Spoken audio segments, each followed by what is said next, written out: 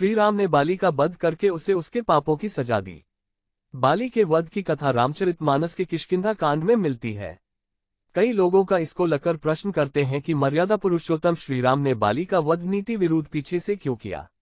मरते समय बाली ने राम भगवान से पूछा था कि धर्म हेतु अवतरेहु गोसाई, मारेहु मोहि व्याध की नाई। इसका अर्थ है कि हे राम, आपने धर्म की रक्षा के लिए अवतार लिया, लेकिन मुझे शिकारी की तरह छुपकर क्यों मारा। इसका उत्तर देते हुए राम जी कहते हैं कि दोहा, अनुज बधु भगिनी सुत नारी, सुनु सठ कन्या सम एचारी, इन्हीं कुदृष्टि बिलाकी जोई, ताही बंधे कुछ पाप न होई। अर्थ, राम कहते हैं कि छोटे भाई की पत्नी, बहन, पुत्र की पत्नी और बेटी ये चारों समान हैं। इनको जो बुरी नजर से देखता है उसे मारने में कोई पाप नहीं है। ध्यान रहे, बाली ने सुग्रीव को न केवल राज्य से निकाला था बल्कि उसकी पत्नी भी छीन ली थी। भगवान का क्रोध इसलिए था कि जो व्यक्ति स्त्री का सम्मान नहीं करता उसे सामने से मारने या छुपकर मारने में कोई अंतर नहीं है। मूल बात है उसे दंड मिले। आखिरकार भगवान ने बाली को दंड दिया। बाली को था ब्रह्मा का वरदान।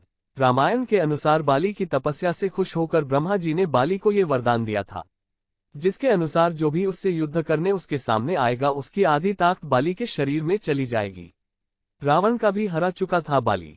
बाली के पराक्रम के बारे में सुनकर एक बार रावण बाली से युद्ध करने पहुंचा। बाली उस समय पूजा कर रहा था, लेकिन रावण लगातार बाली को ललकार रहा था, जिससे बाली की पूजा में बाधा उत्पन्न हो रही थी।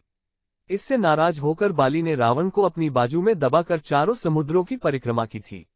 बाली बहुत शक्तिशाली था और इतनी तेज गति से चलता था कि रोज सुबह सुबह ही चारों समुद्रों की परिक्रमा कर लेता था। इस प्रकार परिक्रमा करने के बाद सूर्य को अर्घ्य अर्पित करता था। जब तक बाली ने परिक्रमा की और इसके बाद सूर्य देव को अर्घ्य दिया, तब तक रावण को अपने बाजू में दबाकर ही रखा था। रावण ने छूटने की बहुत कोशिश की लेकिन छूट ना सका। पूजा के बाद बाली ने रावण को छोड़ दिया था। इसके बाद रावण ने बाली से मित्रता कली थी।